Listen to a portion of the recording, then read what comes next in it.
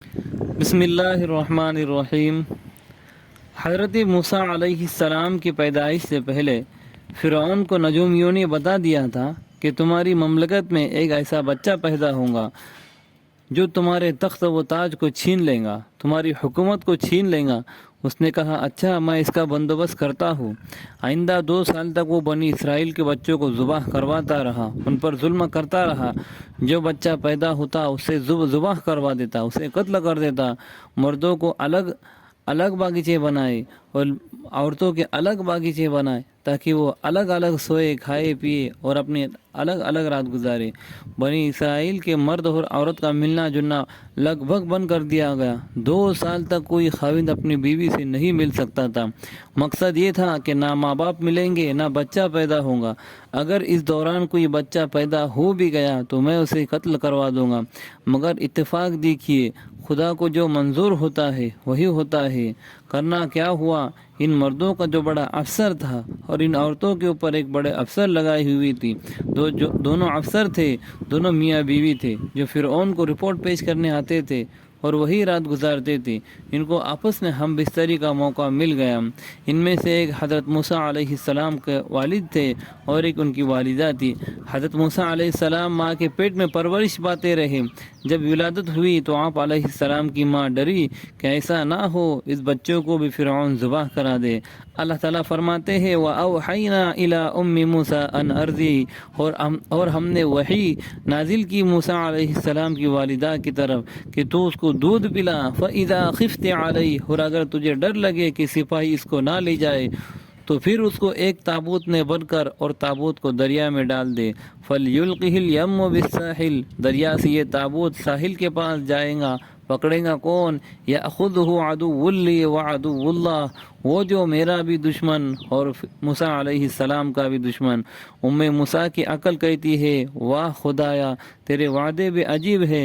تو بچے کو بچانا چاہتا ہے تو میں اس کو کسی کونے میں رکھ دوں گی تاکہ یہ پولیس والوں کو نظر ہی نہ آئے، یا پھر پولیس والا اس کو اگر اس گھر میں آ ہی نہ سکے۔ تو نے بچانے کا وعدہ بھی کیا تو کتنا عجیب ہے کہ اس کو تابوت میں ڈال اور تابوت کو دریا میں ڈال۔ اب سوچئے، اگر اس میں ہوا کے داخل ہونے کا بندوبست کرے تو سوراخ رکھنے پڑیں گے، اور اگر سوراخ رکھے گئے تو پانی اس میں داخل ہو جائے گا۔ گویا ضدیں جمع ہو گئی۔ بہرحال ماں نے دھڑکتے دل کے ساتھ اپنے بچے کو تابوت میں ڈال دیا۔ عقل کی بات کرنا، عسیٰ ان ینفعنا، ہو سکتا ہے یہ ہمیں نفع پہنچائے، او نتخذہ ولدا، یا ہم اس کو اپنا بیٹا بنا لیتے۔ دیکھا قدرت کا کرشمہ، قوم کے بچے مروانے والا خود اپنے دل کے ہاتھوں مرا پڑا ہے۔ فرمان شاہی جاری ہوا تو بچے کو دودھ پلانے والے عورتیں آئی، مگر بچہ دودھ نہیں پیتا۔ فرعون پریشان ہے کہ بچہ دودھ نہیں پیتا۔ عقل کا اندھا اس کی مت ماری گئی۔ ساری قوم کے بچوں کو مرواتا رہا۔ یہ سمجھ نہ آئی کہ اللہ تعالیٰ اسی کے ہاتھوں سے بچوں کی پرورش کروا رہے ہیں۔ دوسری طرف حضرت موسیٰ علیہ السلام کی ماں کا حال بھی عجیب تھا۔ وَأَصْبَحَ فُؤَادُ أُمِّ مُوسَىٰ فَارِغًا إِن كَادَتْ لَتُبْدِي بِهِ لَوْلَا أَن رَّبَطْنَا عَلَىٰ قَلْبِهَا لِتَكُونَ مِنَ الْمُؤْمِنِينَ، اگر اللہ اس کے دل کو تسلی نہ دیتے تو اپنا راز فاش کر بیٹھتی، لیکن اللہ نے دل کو طاقت دے دی، سنبھالا دے دیا۔ بیٹی کو بھیجتی ہے کہ دیکھ فرعون کے گھر کیا ہو رہا ہے۔ وہ فرعون کے گھر جا کر دیکھتی ہے کہ بچہ دودھ نہیں پی رہا ہے۔ فرعون سے کہنے لگی میں ایسے لوگوں کو پتہ نہ بتا دوں جو اس بچے کی پرورش بھی کریں گے اور اس کے خیر خواہ بھی ہوں گے۔ مفسرین نے لکھا ہے کہ فرعون کے دل میں خیال گزرا کہ یہ خیر خواہوں کا نام لینے والی کون آئی۔ چنانچہ فرعون نے بچی سے پوچھا کہ کون ہے اس کے خیر خواہ۔ بچے ایسے ذہن بھی تھی کہ فوراً کہنے لگی ساری قوم آپ کی خیر خواہ ہے، جو بھی دودھ پلائیں گی اس کی خیر خواہ ہوں گی۔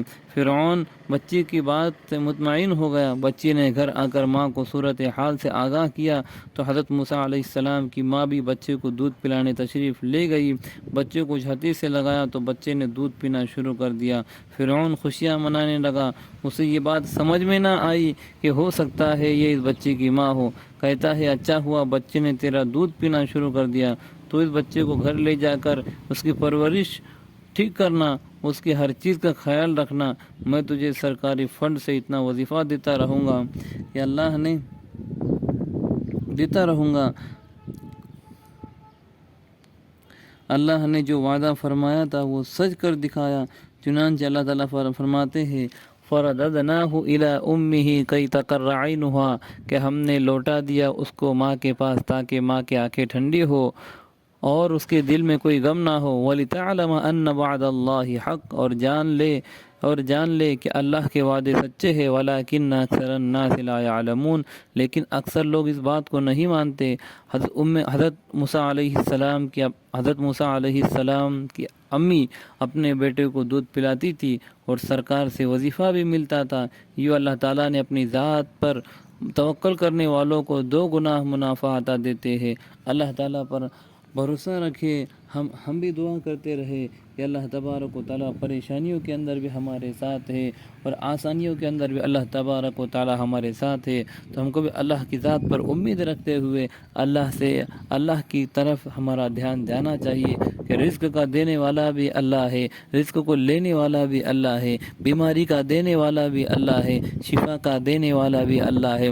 گویا اللہ ہر چیز پر قادر ہے۔ جس طرح سے اللہ تبارک و تعالیٰ نے حضرت موسیٰ علیہ السلام کی پرورش کر کے بتایا، اللہ تبارک و تعالیٰ نے جس طرح سے دشمن کے گھر میں پرورش کر کے بتایا، جو اللہ حضرت موسیٰ علیہ السلام کی پرورش کرنے والا تھا وہی اللہ آج بھی ہے، آج بھی اسی دور میں وہی اللہ ہے اور ہمیشہ وہی اللہ رہے گا۔ ہمیں اللہ کی ذات پر پوری امید رکھنا چاہیے۔ اللہ تبارک و تعالیٰ سے دعا ہے کہ اللہ تبارک و تعالیٰ ان بات پر عمل کرنے کی توفیق عطا فرمائے۔ وآخر دعوانا ان الحمد للہ رب العالمین۔